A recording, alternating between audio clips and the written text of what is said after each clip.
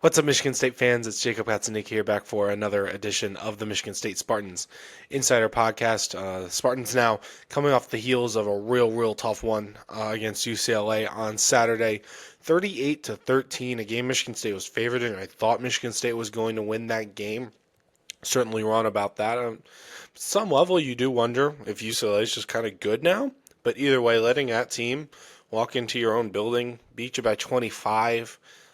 Can't happen. It just can't happen. And now you look at the schedule for Michigan State, and it's kind of tough to see. It's tough to gauge. Like, when's the next win gonna come? I don't think this is the team that's gonna finish 3-9. But like I'd be lying to say if the possibility is not on the table. And one of the reasons why I think it's so concerning is how poorly the offense has played the last couple of games against UCLA. It might have been worse. It was worse than it was against Nebraska. Against Nebraska, they managed 27 points. It really wasn't good against Nebraska, though. 3.5 yards per play there. And you look at UCLA's defensive stats, they were the worst team in the Big Ten at stopping the run, both from a per-game perspective and a per-carry perspective. So you have to think Michigan State needs to run the ball. And then you even look at going through the air. Teams, I think they were the fourth worst team in the Big Ten entering Saturday in terms of per yards per attempt against. And Michigan State's offense did nothing. Not until the game was over. They scored on their opening drive. It was methodical. I think it was like 4 passes, 6 rushes. You didn't see what was coming. They scored a touchdown and then just nothing. 7 straight drives after that, no points. Bunch of turnover on downs. Looking at the drive chart. Here on this one, as UCLA was riding off touchdown after touchdown after touchdown. We'll certainly talk a bit about the defense a little bit, but Michigan State, just turnovers on downs, a couple of punts, and a fumble. So there's some serious issues going on right now. Michigan State's total offense now this season is 108th in the FBS. That's I believe that's 100 out of 134 teams in the entire country. And in the Big Ten, I think they're slightly below average in terms of points in conference play. But it still feels all, in terms of the scoring totals, they're actually tied for 58th in the country in terms of scoring offense. It's all a little inflated. Like it really shouldn't. 29.5 points per game. It really doesn't feel that high because, one, that's inflated because of 15 points in overtime against Boston College. Again, I don't really like counting that towards an offensive total. It's great that they were executing in the red zone there, but you're putting a ball on the 25-yard line. I think it should really just be how many points are you scoring in regulation, and 27 is not the most impressive total in college football. That's what they had. It was 27-27 against Boston College. 23 points against Western Michigan. I mean, that certainly isn't great against a MAC team. 41 against Youngstown State. I mean, that's just like, okay, FCS team, like you better be putting up 40 points. And then you go into the Big Ten play. 31 against USC. That's like, on the surface, it's like, all right, USC's a good team. They just really had their way with Michigan's offense on Saturday, only allowing 13 points, 31-13. USC win there, but this is the theme now too. It's being boosted up by some garbage time touchdowns here in that one. Michigan State scored a touchdown with just more than 2 minutes left against USC. They had 24 points, down by 21. Again, score that was not impacting the final result of the game at all. Against Nebraska, it was 38-20 just before the 2-minute warning, and then there was another touchdown, I believe, with Milivojevic in the game. Some backups again. Aiden Childs was hurt. Same thing happens here in UCLA. It wasn't kind of like one of those cheap, yay touchdowns. It happened early in the fourth quarter. But it was 38-7. Like at that point, it's too late. The game's done with. You're just kind of going through the motions. So you take those out, and the number's going to keep dropping if you're looking at it from a more fair standpoint. And the yardage totals don't lie in that regard. They're 108th total offense. The rushing offense is 96th, and the passing is 95th. So there's problems there. The defense is better. People will rag on the defense, and they should. They're actually allowing the most points per game in the Big Ten in conference play. But the defense is better statistically from the whole season standpoint than the offense in terms of rankings in the FBS. Total defense, 71st. The scoring defense is way down there, 119th. But from a yardage standpoint, rushing defense is 55th and the passing defense is 92nd. Still not great, but still, like, you can see the defense has a bit of potential in that regard. And to also be fair to the defense, they have been hit with the injury bug really, really hard. Against UCLA, they were down like 4 critical guys. Anelo Fele, he's out for the season now. Jalen Thompson, another big a pass rusher they really need.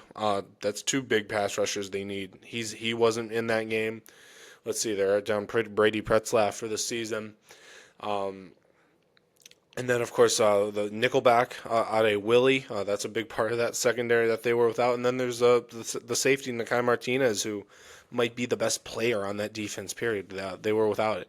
Michigan State's offense doesn't really have that much of an excuse as far as injuries go.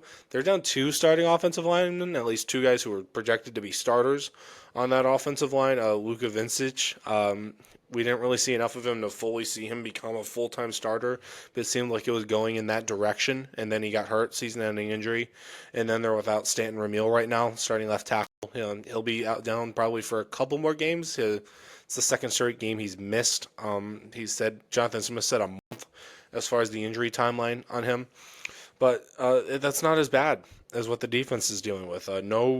As of right now, knock on wood, no skill position player is like down. Like Childs I think he got hit hard in the head against UCLA. It might have been more concussion symptoms, perhaps, or just hey, the game was out of hand at that point, so they decided it's probably time to take you out. No wide receiver is hurt, like Nick Marsh, McCray, Amari Kelly. They seem to be fine, and Mekhi Frazier and Brandon Tullis, the top 2 running backs, they're healthy too. Like the skill position players are all good, and it's still not happening on offense. 27 points against Nebraska. It didn't feel like a 27-point performance even then. And then 13 points against UCLA. Opening drive touchdown looked great. Maybe more, and then nothing. Until it was too late. So the offense is going to have to be better real quick, because things are only getting more difficult from here as far as the defenses they're going to see, because they got Indiana next week. Indiana's defense is quite good. They're 4th in the country in total defense.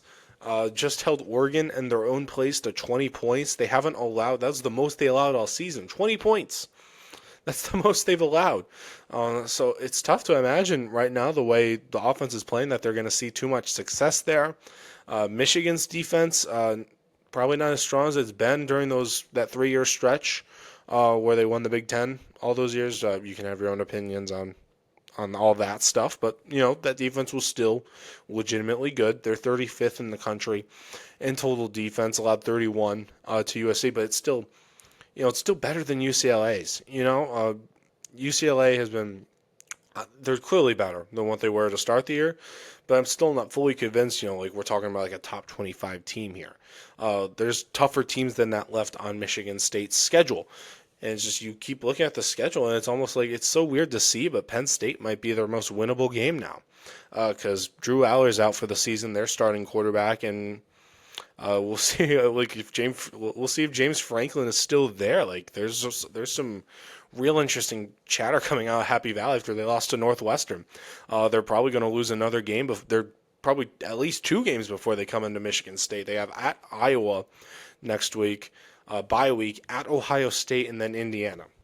Those are all tough, especially the way not Michigan State, Penn State is playing right now. So that might be the most gettable game Michigan State has left, given that it's at home, and it'll be the last true home game of the season, since they play Maryland at Ford Field to close the season out. So offense needs to be better. Offensive line played better, especially pass protection-wise for Aiden Childs than it was against Nebraska. I think Childs only got sacked twice. One of them was a sack fumble, which is you can never let that happen. Yeah, it was twice. But that's a lot better than what it was against Nebraska. Less tackles for loss being allowed, but they still weren't getting much push in the run game. 3.5 yards per carry. Some of that's, again, you take the sacks out, still only 4. That's just not good enough. Childs isn't playing good enough either. I don't know how much he trusts the offensive line, but he's missing throws that he had been hitting earlier on this year. Again, back-to-back games with fewer than 100 yards. Something's up there, and it's going to have to change because they can't play like this. And if they keep playing like this, I don't see a win remaining on the schedule. So, again, we'll keep providing updates on all that and keep breaking things down. And keep checking in here on the On SI YouTube channel and wherever you're listening to this, if you're listening on podcasts. And keep checking here and at SpartanNation.com and Michigan State Spartans on SI. Once again, I'm Jacob Katzanika, and I'll see you guys around.